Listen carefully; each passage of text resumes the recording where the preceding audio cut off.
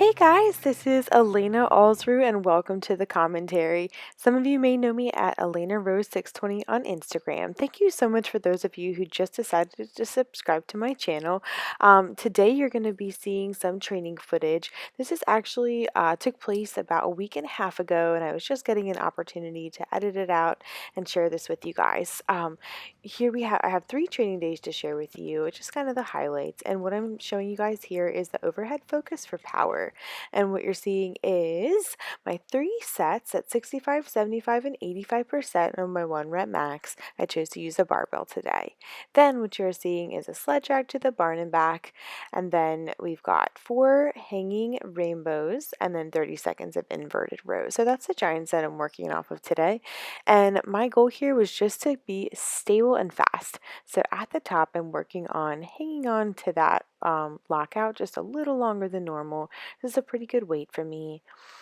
And then running real quickly to doing these inverted rows, getting as many reps in as I can in 30 seconds. And these are the hanging ab rainbows. I just really try to keep stable as I rotate my hips left and right. These will help you do windshield wipers if you're working towards those.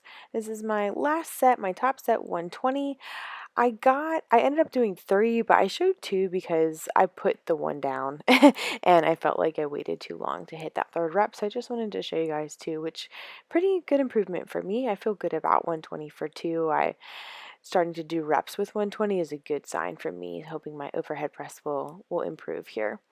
What you're seeing here is the next training day. It's Friday, lots of deadlifts, and then we've got this awesome medley. If you guys want to incorporate medleys into your workout, I highly suggest it. It's just an opportunity to hold different implements. It's working strength, endurance, a lot of upper back with a lot of these holds, especially with the sandbag here. If you've never tried a duck walk, nobody looks sexy doing it, especially me. So it's a lot of fun, but it's just working different parts of your legs, and it's also a lot of times in competitions.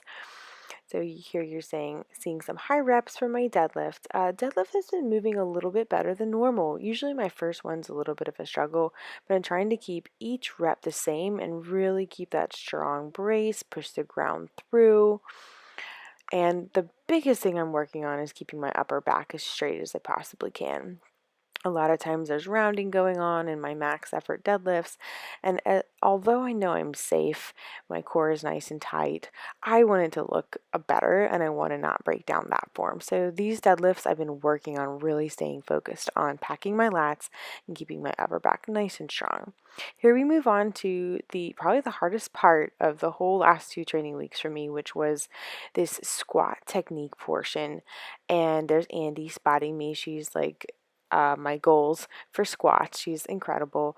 And for some reason, this was just harder to me. I hadn't done reps with over 195, really. I haven't worked with that. And what a cool opportunity for me to get better at this exercise. I got stuck here. She gave me a little bit of a spot.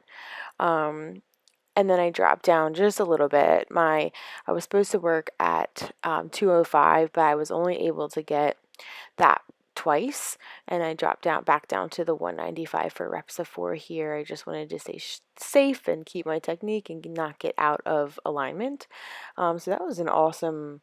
I'm gonna definitely go back to do that because I think that might be why my squat hasn't been going up. I haven't been spending enough time with more difficult percentages for reps.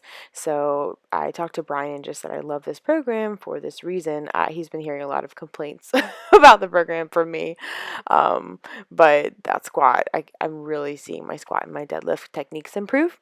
Then I ended up with some glute hand raise and some straight leg deadlifts. And then my 3rd day that I'm going to share with you guys is pin squats. I'm beginning to love pin squats because I really feel like it's helping me gain confidence down in the hole.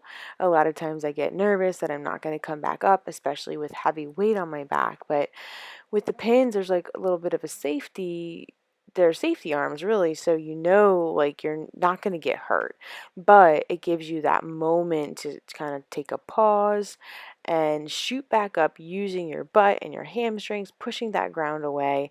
And I really focused on these, and I'm a fan. These were difficult for me. Here's Rebecca. She's been super encouraging and super amazing. It's her birthday tomorrow. Happy birthday, Rebecca. She's working amazing and working so hard. Then we go into the giant set with the ab wheel rollouts. This is something that's kind of like a plank, but it's working all the different parts of your abs and as well as stability. So I really like these. You can also do them with one of those little wheels. So you're on the ground and you're rolling the wheel out. And I think I show that a little bit later. Then we've got 3 keg over bar at body weight. So I was using a 115-pound keg over 44 inches. And then I go into my next set here. Again, a lot of times in the pin squats, your tendency is to really lean over a little bit too much on the hips. But the key is for me is just to keep my upper back as high as I can, or my chest as high as I can, and create a shelf with my back for this squat. See how close my hands are together? I'm packing my upper back into like a really tight shelf, and then I feel really strong and able to support. And I just need to trust my legs. My core is holding me up, pushing my knees out. And there's that ab wheel rollout. If you guys haven't tried these are great. You almost kind of feel like you're getting a stretch on your ab and your lats as well. And you're just lowering down and using your abs to pull you back. So kind of a lot of fun, actually. Get a little momentum as well. Keg over bar. I had stayed away from those for a little while, but came back to them and I'm really loving them. This I was proud of. My top set here, 215 for 2.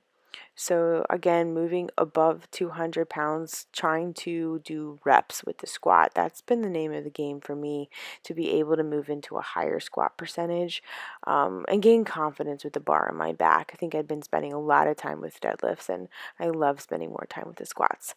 So these are really heavy barbell rows using explosive power.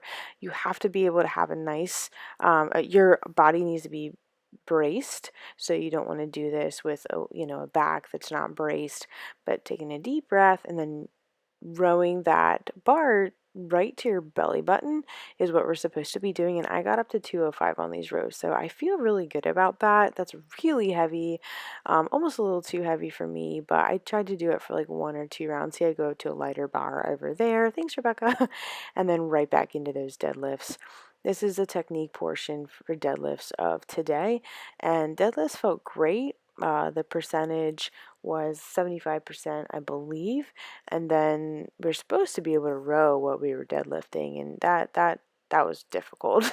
I'm still kind of working on that, but I'm trying to understand gaining power from the floor, and that's just a great concept, and it's going to help me with my cleans, I believe, heavy cleans off the floor, and it's going to help me a lot with my deadlifts, so that upper back, really trying to strengthen that.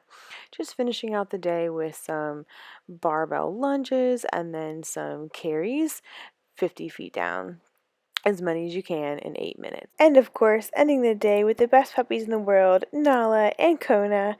Thank you guys so much for watching. I hope this was encouraging and helpful to you guys. I look forward to seeing you later this week for a how-to video, and I hope you guys have a wonderful day. Take care.